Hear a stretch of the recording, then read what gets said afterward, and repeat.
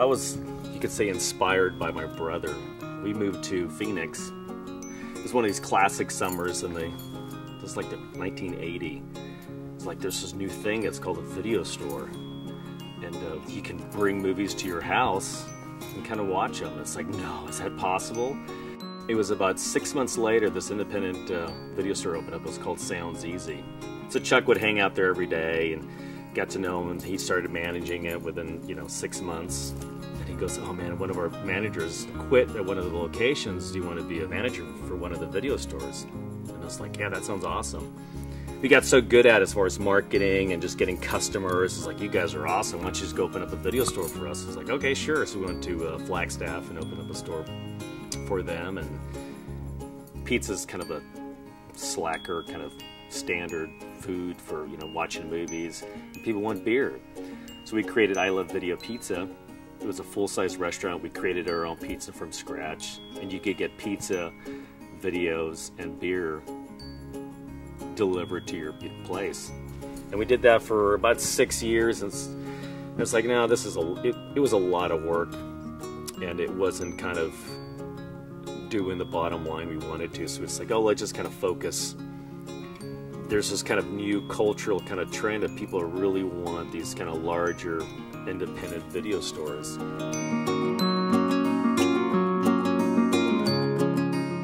In the mid-90s, I ended up getting divorced. And it was like, okay, I need to start another new project to keep busy.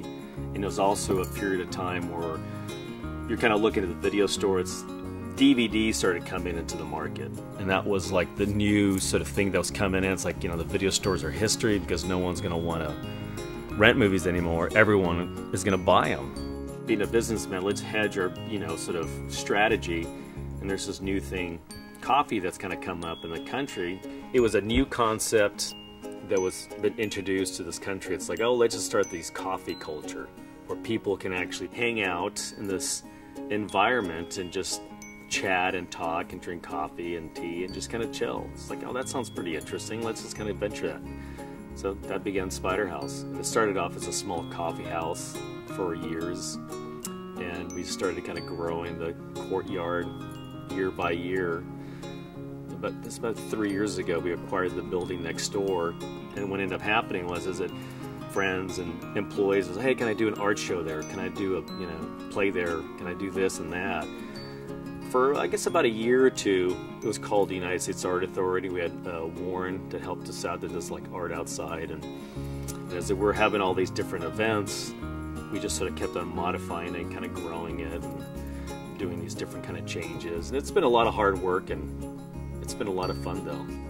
So during that period of time, as we're kind of doing the United States Art Authority, we ended up acquiring the building that used to be Antone's. The gentleman that owned the building also owned an establishment called Ecomat in there, and I Love Video was in the other portion of it. We essentially sort of inherited the business, and EcoClean, to give you sort of a brief kind of synopsis on it, is that it's Texas only independent natural dry cleaners. It doesn't use any perk or any chemicals to clean clothes. It's all a natural product. John and I have always been extremely kind of green and health conscious. It's like, oh, this is, maybe this is we don't know anything about this business, but let's just kind of dive into it and kind of see. It was a struggle for years, because not only getting into a very difficult, challenging business, it was a different clientele than having, I Love Video, where you just ran out of product, get it back, and the clothes cleaning business is a whole different level.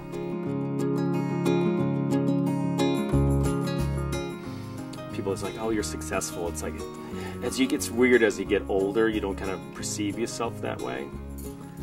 The best advice for small businesses is not to follow the rules, because it's really kind of unfortunate that in our system, our bureaucracy doesn't allow for that creativity that has made this country great and the world great. That's what you kind of need more of. It's not this narrow-minded thinking inside the box that gets you really frustrated, and just a lot of money and a lot of time. And most people just don't have that tenacity and that gumption to just go out there and kind of do it and get hit in the face and fall down and get back again and then back again, because that's what it'll do to you.